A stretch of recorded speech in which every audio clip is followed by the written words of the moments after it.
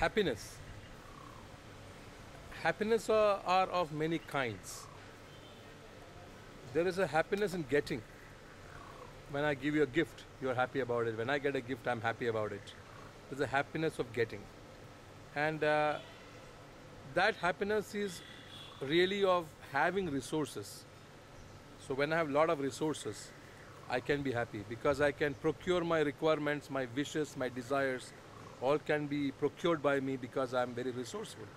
Or I have the resources, infrastructure resource, human resource, network, friends, influence, and I have a great reach. And maybe I have power over other people, I have control over my environment. So these things can make me happy. Control over my environment and circumstance can make me happy. So this is one kind of happiness. Most of us attempt to enrich ourselves in this kind of happiness.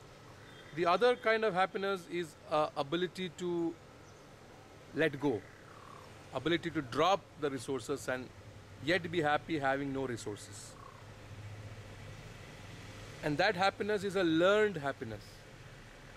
A happiness of a child, for example, a happiness of a child. The child does not have resources, but the child can choose to be happy, or the child is happy.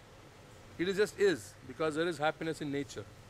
And that happiness comes with the ability to drop things, with the ability to give away things. I'm happy in giving away things. I do not need to be resourceful.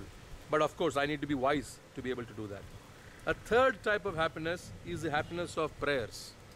Being prayerful. That means I know that whether I am resourceful by getting things or whether I am happy by dropping things and giving it away, either which way, things can change.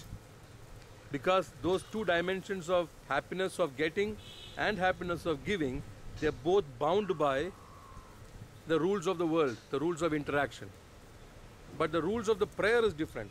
There is no interaction there. That is a connectivity which supersedes all that we do or we do not do, all that we get or do not get. It supersedes everything. It is a dimension that is real and stable, and even if the body drops, yet there is an happiness because you're connected to the dimension which is beyond the comprehension of having a body as well, because it is just there. That is to what? That is to where that you pray, or that you feel a sincere surge of happiness, a little gratitude maybe. For example, now you may get bored of sitting alone because the journey is external, the journey is outward. So when the journey is outward, you want to socialize. So when you're alone, you call up a friend. You say, are you free? Can I come over? Because you're bored. So if you have 8 hours of doing nothing, you want to do something because otherwise you get bored and lonely, because you seek happiness in socializing. So your mind is occupied in socializing, devoid of which you're unhappy. So to be happy, you are afraid to stay alone, you are afraid to be alone, you want to input content into that 8 hours because your journey is external.